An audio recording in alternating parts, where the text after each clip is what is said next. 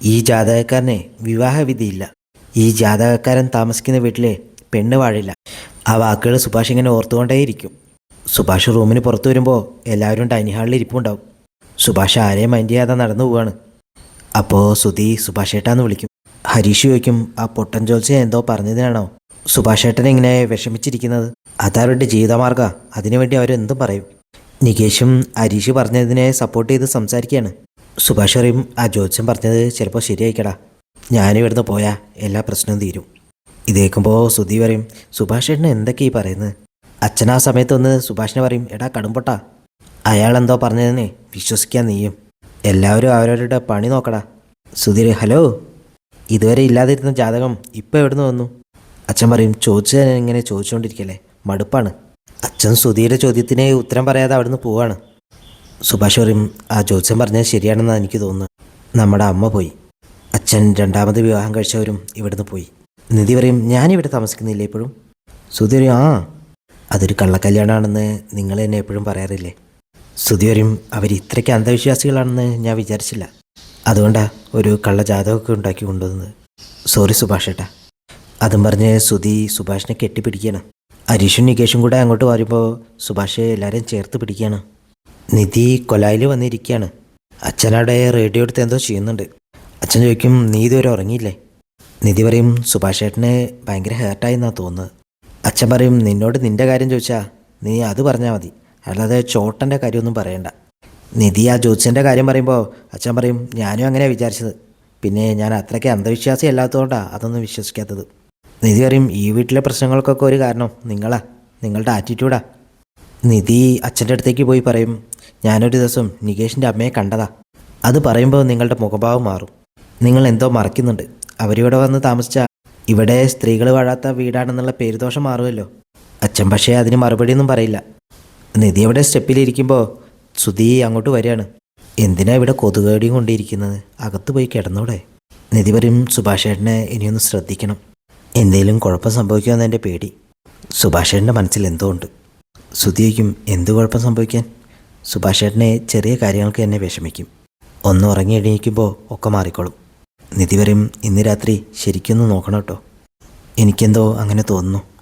നിധി അവിടുന്ന് എണീറ്റ് പോകുമ്പോൾ സുധി അച്ഛനോട് പറയും, നിങ്ങളിങ്ങനെ ഇവിടെ പാട്ടും പാടിയിരുന്നോ? നിങ്ങളാണ് എല്ലാത്തിനും കാരണം. അച്ഛൻ പറയും, ഞാനോ? എടാ, ഒരു കള്ളജാതകം ഉണ്ടാക്കുമ്പോൾ അതെങ്കിലും നല്ലതും ഉണ്ടാക്കണ്ടേ, കോവർ കഴുത. ഇതേക്കുമ്പോൾ സുധിക്ക് ദേഷ്യം വരും. സുധി വേഗം അകത്തേക്ക് പോകും. എല്ലാവരും അവിടെ ഉറങ്ങിയിട്ടുണ്ടാവും. സുധിയെ കാണുമ്പോൾ നികേഷും ഹരീഷും എണീക്കും. സുധിക്കും, സുഭാഷ് ഏട്ടൻ ഉറങ്ങിയോ? സുഭാഷ് ഏട്ടൻ ഇപ്പോൾ ഓക്കെ അല്ലേ? നികേഷ് പറയും, അത്ര ഓക്കെ അല്ല, ഞാൻ കുറേ തമാശയൊക്കെ പറഞ്ഞു നോക്കി. സുഭാഷ് ഏട്ടൻ ചിരിക്കുന്നൊന്നുമില്ല. സുധി സുഭാഷിനെ തട്ടി വിളിച്ചു നോക്കും, പക്ഷേ സുഭാഷ് ഉണരുന്നില്ല. ഹരീഷ് പറയും, വിളിക്കണ്ട, സുഭാഷ് ഏട്ടൻ ഉറങ്ങി കാണും. സുധീരൻ, സുഭാഷ് ഏട്ടനൊന്ന് ശ്രദ്ധിക്കണേ, ഒക്കത്തിന് കാരണം ആ ജ്യോത്സ്യനാ, അയാളെ പിടിച്ച് വേണം തല്ലാൻ.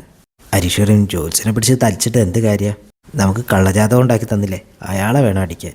സുധീഷ് പറയും, അയാളുടെ അടുത്ത് ആരും പോകാത്ത വിധത്തിലാക്കണം, അത് ഞാൻ ശരിയാക്കി തരാം. അവർ കിടന്നു കഴിയുമ്പോൾ സുഭാഷ് കണ്ണ് തുറക്കുകയാണ്. സുഭാഷ് പിന്നെയും ജ്യോത്സ്യൻ പറഞ്ഞ കാര്യങ്ങൾ ഇങ്ങനെ ഓർത്തുകൊണ്ടിരിക്കുകയാണ്. രാവിലെ നിധി ചായ ഉണ്ടാക്കുകയാണ്.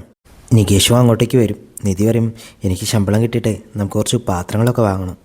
നികേഷ് പറയും, ഡൺ. സുഭാഷ് ഏട്ടൻ എവിടെ പോയി? നികേഷ് പറയും, ഞാൻ കരുതിയത് ഇവിടെ ഉണ്ടാവുന്ന. നിധി പറയും, നീ ആ ഗ്ലാസ്സൊക്കെ എടുത്തേ. നിധി എല്ലാ ഗ്ലാസ്സിലും ചായ ആക്കിയിട്ട് ഡൈനിങ് ഹാളിലേക്ക് കൊണ്ടുപോവാണ്. സുധീഷ് പറയും, ഞാനേ ബ്രഷ് ചെയ്തിട്ട് കഴിക്കാം. നിധി ചോദിക്കും, ഓ, നല്ല ശീലങ്ങളൊക്കെ തുടങ്ങിയോ? ഹരീഷ് ഒരു ചായ എടുക്കും. നിധി ചോദിക്കും, സുഭാഷ് ഏട്ടൻ എവിടെ പോയി? ചിലപ്പോൾ പുറത്തോക്കിട്ട് സാധനം വാങ്ങാൻ എങ്ങാനും പോയി കാണും. ഇത്ര നേരത്തെയോ? നികേഷ് പറയും, ഇത്ര നേരത്തെ സുഭാഷ് ഏട്ടൻ പോകാറില്ലല്ലോ. നികേഷ് ഫോൺ വിളിച്ച് നോക്കുമ്പോൾ സ്വിച്ച് ഓഫാണ്. സുധീഷ് പറയും, അതകത്ത് ചാർജിനിട്ട് കാണും. നികേഷ് നോക്കട്ടെ എന്ന് പറഞ്ഞ് അകത്തേക്ക് പോവാണ്. ഫോൺ അവിടെ കട്ടിലിൽ കാണും. ടേബിളിൽ ഒരു കത്തെഴുതി വെച്ചത് നികേഷ് കാണും.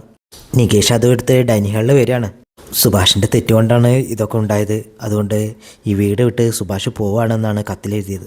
ഇത് വായിച്ചിട്ട് നിധി അവിടെ നിന്ന് കരയും. നിധി പറയും, സുഭാഷ് ഏട്ടൻ എന്തോ മനസ്സിലുറപ്പിച്ചിട്ടുണ്ടെന്ന് ഞാൻ പറഞ്ഞതല്ലേ, ഒരു രാത്രി സുഭാഷ് ഏട്ടനെ ഒന്ന് നോക്കാൻ പാടില്ലായിരുന്നു.